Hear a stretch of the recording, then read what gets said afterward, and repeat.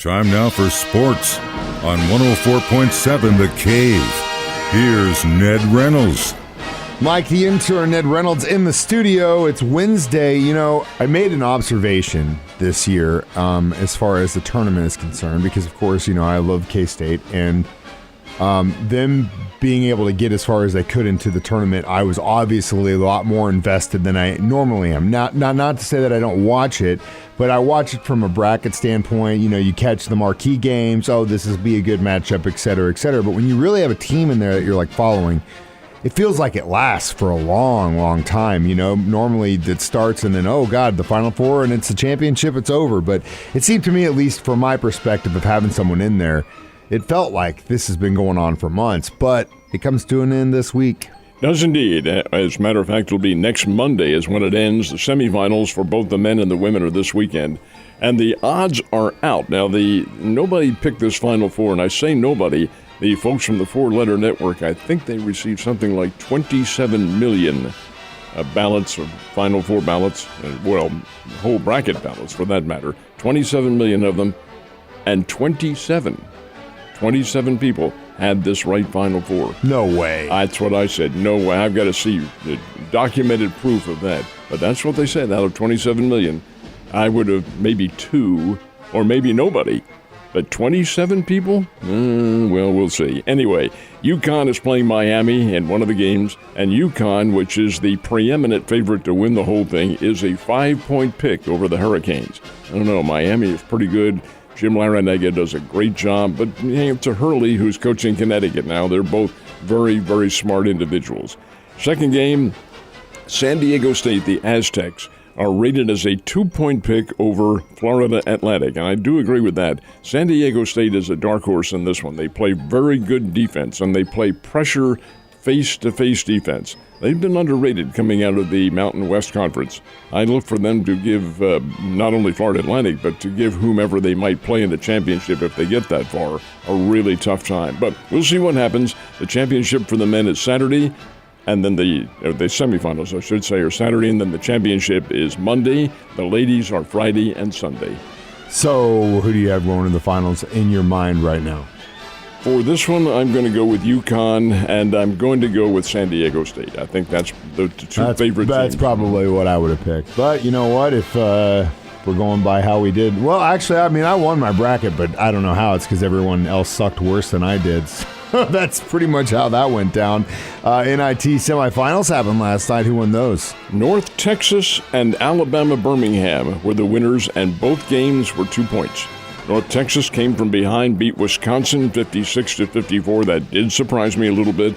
And then UAB, Alabama Birmingham, defeated Utah Valley in overtime, 88-86. These games were played at the Orleans Arena in Las Vegas.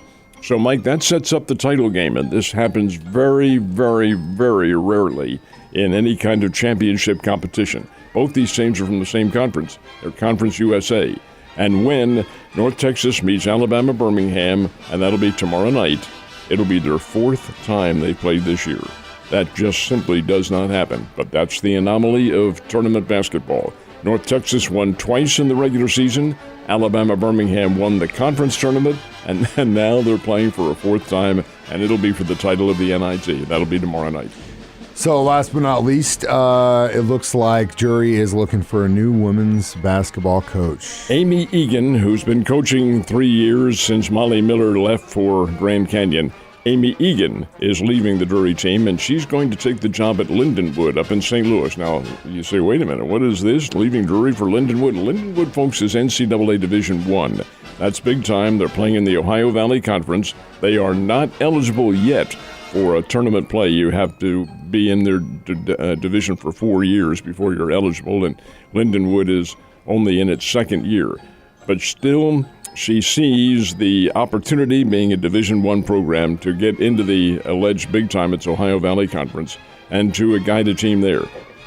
Had great success at Drury, had national championship contenders, as did Molly Miller, but we'll see what Drury does now with the new selection. It's crazy, but you know that shows you how good that at least that program has been, because it's almost been kind of like just a step towards getting into the big show. So congratulations to her. talking about this game happening. You said, hey, go out to Hammons Field and watch some baseball. I made the comment that it was going to be freezing. Did you go watch the game yesterday? They had just under 400 people there at Hammons Field. Not very many, and that may have been exaggerated a little bit. I must admit to you, I did not go. I had other commitments last night. But, well, the Bears lost their 7th in a row. This team is really in a slump. Now, you're saying, well, the cold weather, they can't play in the cold weather. Well, it's cold for both teams, gang. The other team was Oral Roberts, and the Bears had beaten them 8-5 down in Tulsa just a couple of weeks ago. Well, this time, Oral Roberts comes up here, and 6 of their pitchers shut out Missouri State. Final is 4-0. Bears were held to 5 hits. Boy, I tell you, when you're slumping, nothing goes right. And the Bears, who are, in my opinion, a much, much better team than this, need to snap out of it. They're going to Illinois State this weekend for Friday, Saturday, and Sunday games, and those are conference games. They're back in the Missouri Valley, and the Bears are already 0-3 in conference play. They've got to get the ship righted. I'm sure if they can, and they can, that Coach Keith Gutton, and Joey Hawkins, his assistant, will get this ship righted somewhere along the line. But things have got to come together, and they've got to get back into that rhythm of winning in which they are not right now. Sad, sucks, but what are you gonna do about it? You know, it's a slump, and it's at least it's early. You know, and no need to freak out yet, Ned. Just give it a couple weeks, maybe they can right the ship. But if not, ooh. All right, so got a notification yesterday. A group involving Magic Johnson are trying to buy the Washington Commanders. 2 of them, 2 groups, and they have both offered the same amount. One, and Magic Johnson is in the one group. That is correct. The other group is a Canadian billionaire. Of course, you better be a billionaire if you're going to buy an NFL team. Both teams have offered the same amount of money. And that amount of money, folks, is an all-time record, $6 billion with a B, $6 billion for the Washington Commanders. That's how much, that's the value, folks, of an NFL franchise right now. Now, XFL or USFL or whatever they call the other league that's going to start here in April, you could probably buy the league for that amount, but here you're buying one team. Now, who makes the decision on which one gets the offer? Daniel Snyder, who is the current owner of the Washington Commanders. Mr. Snyder will look over all the circumstances involved, probably consult with a few. He doesn't have very many friends in the NFL front office, but he'll consult with a few of them as to which one is going to be the better and more solid of the offers, and they'll make that decision there. I would suspect that'll be coming up in the next month or so. Interesting, but I think it's probably going to happen. Oh, yeah, it will happen. Definitely going to happen. And regardless of how you feel about the guy, Mr. Snyder is going to have a nice rest of his life doing whatever the hell he wants. $6 billion? Yeah. Oh, buy an island, forget about him. Speaking of the league, yesterday the league owners decided that it would be okay for teams to play 2 Thursday night football games this year. What do you think about that? They tabled it.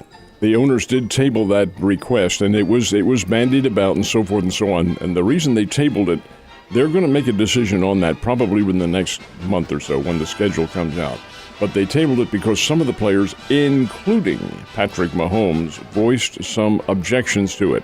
The league says we've done research, and playing maybe 2 games, the Thursday night game does not contribute more to injury factor than under normal circumstances. Well, I disagree with that. I disagree too. And that short week, I mean, I really hope that Mahomes' tweet did have something to do with the fact that they were like, hold on, wait a minute, because that's the future of the league. When Patrick Mahomes speaks, he's like LeBron James. Then the whole league listens because there's your superstar. And if he's going to voice some objections to it, it's going to get a lot of repercussions from the audience. Well, this one will, but let's see what they finally decide on. The owners also agreed to allow players to wear 0 on their uniform number, as a uniform number. Yeah, I heard that too. 0 is a number, so I don't know why they would object to it, but they have in the past. But yeah, there's a new name in the NFL coming up, and it's 27 years since the NFL's had a new name, but they did. It was 1996 is when this happened, and that new name was the Baltimore Ravens. That's right, folks. The Ravens were officially born. It's the day the Cleveland Browns moved to Baltimore and established a name change. Now, the Cleveland Browns exist again, but it's an expansion team. Nonetheless, the Ravens were born on this day 27 years ago. Ned, thanks so much for coming, and you have a great day.